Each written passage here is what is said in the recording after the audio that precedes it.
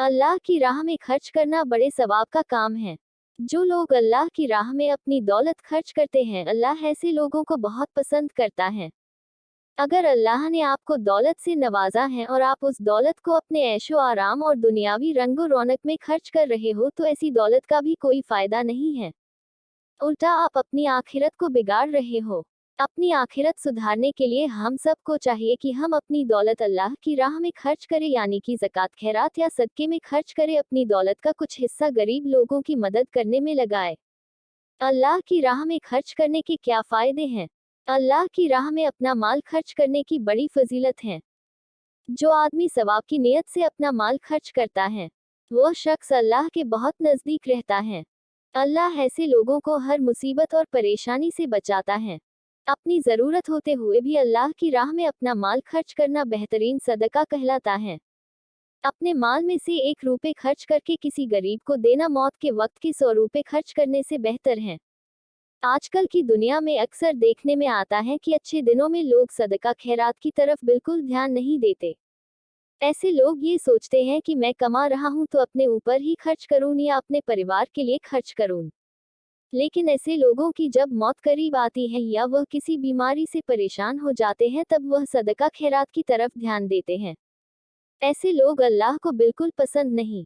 आजकल देखा जाता है कि लोग जब किसी बीमारी से परेशान हो जाते हैं या कोई मुसीबत में फंस जाते हैं, तब वह अपना माल सदका खैरात में लगाते हैं।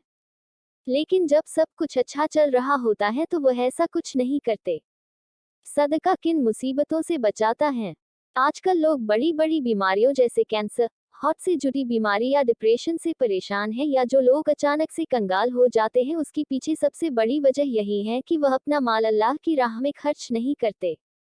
ऐसे लोग जब ऐसी मुसीबत में फंस जाते हैं या किसी बीमारी के शिकार हो जाते हैं, तब लाखों रुपए हॉस्पिटल में लगाकर अपना इलाज करवाते हैं, फिर भी बिल्कुल सही नहीं होते। अगर हम अपना माल का कुछ हिस्सा सदका खैरात में लगा दें तो बेशक इन सारी मुसीबतों से बच सकते हैं। लाखों रुपए अपने इलाज में लगाने से बेहतर है अपने माल का कुछ हिस्सा सदका खैरात, ज़कात या फितरा में लगाए। अगर आप दिन के 100 रुपए भी कमाते हैं तो उसमें से 1 रुपया या 5 रुपये रोज किसी गरीब को दे दे, तो वह गरीब जो आपको दुआ देगा, उस दुआ से आप हजारों मुसीबतों से बच सकते हैं। अल्लाह के रसूल फरमाते हैं कि सदका और खैरात आपको बलाओं से महफूज रखता है। सदका खैरात करने से आप बड़ी से बड़ी मुसीबतों से बच सकते हो। सदका बलाओं को टाल देता है। सदका किस किस तरह का होता है? माल पैसा खर्च करना ही सदका नहीं, बल्कि सवाब का छोटे से छोटा काम भी सदका कहलाता है। अल्लाह के रसूल फरमाते हैं, इंसाफ करना भी सदका है।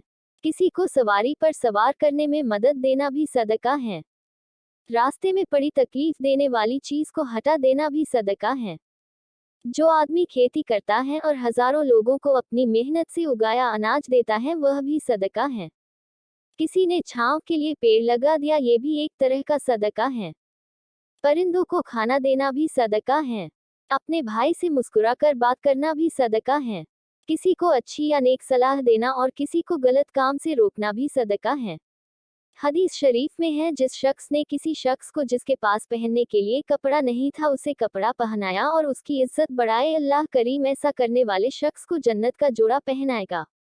जिसने किसी भूखे को खाना खिलाया, अल्लाह उसे जन्नत के फल खिलाएगा। जिसने किसी प्यासे को पानी पिलाया और उसकी प्यास बुझाए, अल्लाह करीम उसे जन्नती शरबत पिलाएगा।